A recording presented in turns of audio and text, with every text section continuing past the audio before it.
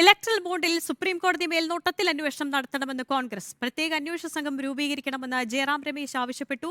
അന്വേഷണത്തോട് പൂർണ്ണമായും സഹകരിക്കും. 4 വഴികളിലൂടെയാണ് BJP electoral ബോണ്ടുകൾ സ്വന്തമാക്കിയതെന്നും കോൺഗ്രസ് ആരോപിച്ചു. ഇലക്ട്രൽ ബോണ്ടിന്റെ കൂടുതൽ വിവരങ്ങൾ പുറത്തുവരികയും അതിൽ ദുരൂഹതകൾ തുടരുകയും ചെയ്ത പശ്ചാത്തലത്തിലാണ് സുപ്രീം കോടതി മേൽനോട്ടത്തിൽ അന്വേഷണം എന്ന ആവശ്യം കോൺഗ്രസ് ഉയർത്തുന്നത്. പ്രത്യേക സംഘം രൂപീകരിച്ച് അന്വേഷണം നടത്തണം എന്നാണ് ആവശ്യം.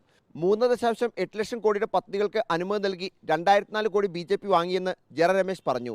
2592 കോടി അന്വേഷണ ഏജൻസികളെ ഉപയോഗിച്ച് സ്വന്തമാക്കി. 19 ഷെൽ കമ്പനികളെ ഉപയോഗിച്ച് 419 കോടി കൈക്കലാക്കി എന്നും ജയറാം ആരോപിച്ചു. कहा था और कई लोगों ने कहा था, न केवल कांग्रेस पार्टी ने, सभी लोगों ने कहा था, कई विशेषज्ञों ने भी कहा था कि इसमें पारदर्शिता नहीं है, ये घोटाला साबित होगा और जो पार्टी सत्ता में है उसको फायदा होगा. वही हुआ है और इसीलिए सुप्रीम कोर्ट ने इसको गैर कानूनी और संविधान के खिलाफ एक निर्णय लिया है, जो सब आप जानते हैं. കമ്പനികളെ ഭീഷണിപ്പെടുത്തിയാണ് BJP പണം വാങ്ങിയിട്ടുള്ളത്. അന്വേഷണത്തോട് കോൺഗ്രസ് പൂർണ്ണമായും സഹകരിക്കും. സംഭാവന വിവരങ്ങൾ കോൺഗ്രസ് കൈമാറാൻ തയ്യാറാണ്.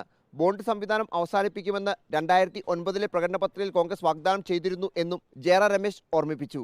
റിപ്പോർട്ടർ, ദില്ലി.